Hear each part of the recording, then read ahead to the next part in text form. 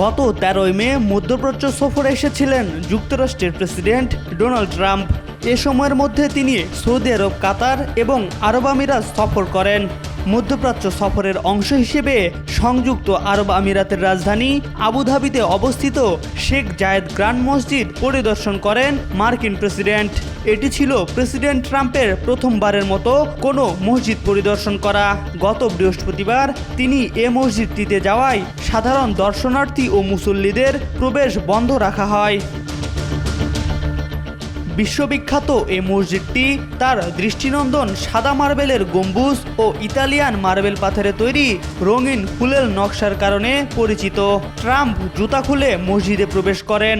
মসজিদ পরিদর্শনের আগে ট্রাম্পকে স্বাগত জানান সংযুক্ত আরব আমিরাতের শাসক শেখ মোহাম্মদ বিন জায়েদ।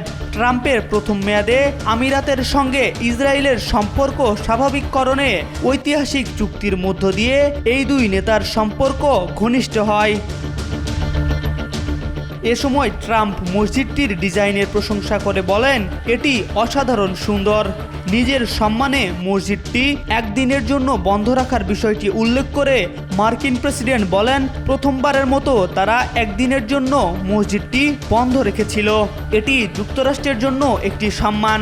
আমি মনে করি আমার চেয়ে এটি পুরো যুক্তরাষ্ট্রের জন্য একটি সম্মান। অন্যদিকে 2016 সালে তৎকালীন প্রেসিডেন্ট বারাক ওবামা ম্যারিল্যান্ড অঙ্গরাজ্যের একটি মসজিদে গিয়েছিলেন। ওই সময় ট্রাম্প এটির সমালোচনা করে বলেছিলেন, সম্ভবত ওবামা মসজিদে ভালো অনুভব করেন। তিনি চাইলে অন্যান্য অনেক জায়গায় যেতে পারতেন, কিন্তু তিনি বেছে নিয়েছেন মসজিদকে। ট্রাম্প ওই বছর কোনো প্রমাণ ছাড়া দাবি করেছিলেন, যত উগ্রবাদী চিন্তাভাবনা দেখা যায় তার সব মসজিদ থেকে আসে। কিন্তু পরবর্তীতে মুসলিমদের নিয়ে তার অবস্থানের পরিবর্তন হয়। এবছরে রমজানে এক ইফতার পার্টিতে তিনি বলেছিলেন, নির্বাচনের সময় মুসলিমরা তার পাশে ছিলেন, তিনি তাদের পাশে থাকবেন। MR আকাশ, আজকাল।